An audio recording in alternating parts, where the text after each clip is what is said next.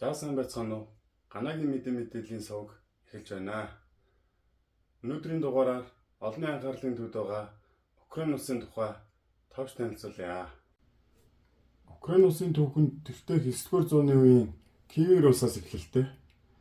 Киевийн улс нь 11-р зууны үед Европын хамгийн хүчирхэг баян улс байсан.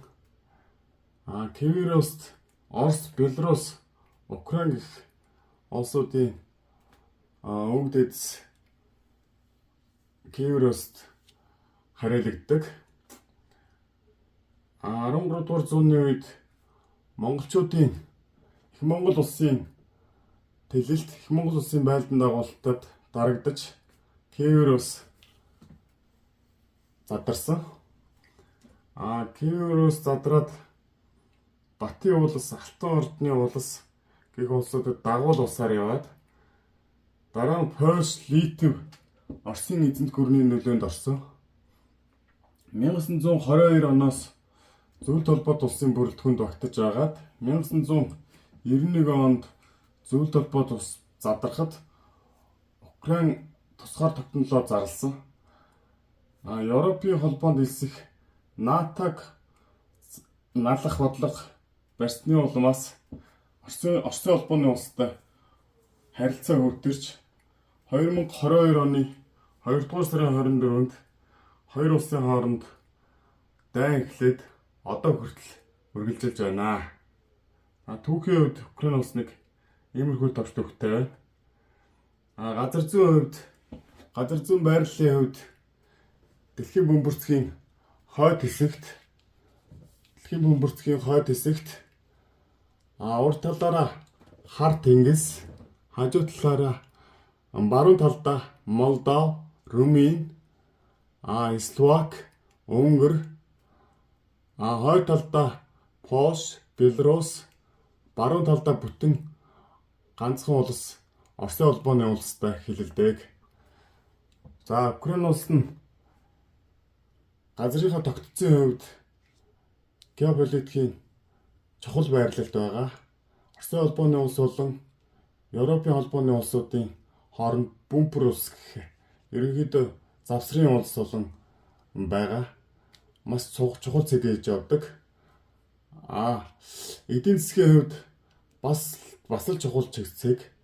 Яагаад тэгэхээр далайд гарцтай хар тэнгисийн ард нь оршдог. Газар зүйн онцлогийн хувьд ерөнхийдөө тэгш хээр тал нутаг, мөржин шивтэй хөндөй. Газар тариалан тариа будаа эрхлэхэд тохиромжтой бүс нутаг. Эндээс хар тэнгисээр дамжин, газар дундын тэнгисээр дамжин далайд гарах гарцтай. Далайд гараад бус улс орнуудтай худалдаа наймаа эрхлэхэд тохиромжтой. Хар тэнгисийн гарц нь геополитикийн хувьд маш чухал нэг цэг юм. Бас нэгэн эдийн засгийн гол зангилаа энэ Днепр мөрөн юм байна. Днепр мөрөн нь Оросын холбооны улсаас их авч урсаад Белорусын газар нутгийг дайраад Украины хойд хэлээр орж ирж нийслэл болох Киевээр дамжин урсаад Украины газар нутгийг хөндлөн голд урсаад хар тэнгис цутгадаг байгаа. Днепр мөрний үржилшинд ай сав газрыг тулгуурлаж үр тарианы бизнес, үр тарианы газар тариалан маш их ургац аваад түүгээрээ дэлхийд нэлээд дээгүүрт нийлүүлэлт хийдэг. Украины нийт газар нутгийн хэмжээ нь 603,628 км квадрат. Украин хэвлэнд орох, газарт орох баялагаараа дэлхийд нэлээд дээгүүрт ордог. Украин нь дэлхийн нийт ашиглалтын нөөцөөр 5% эзэлдэг. Дангаараа дэлхийн 5% эзэлдэг. Дэлхийн манганы хөдрийн 20-25% Украинд оршдог гэдэг. Манган гэдэг нь цэрэг үйлдвэр, дэд үтц, стратегийн чухал түүхий юм.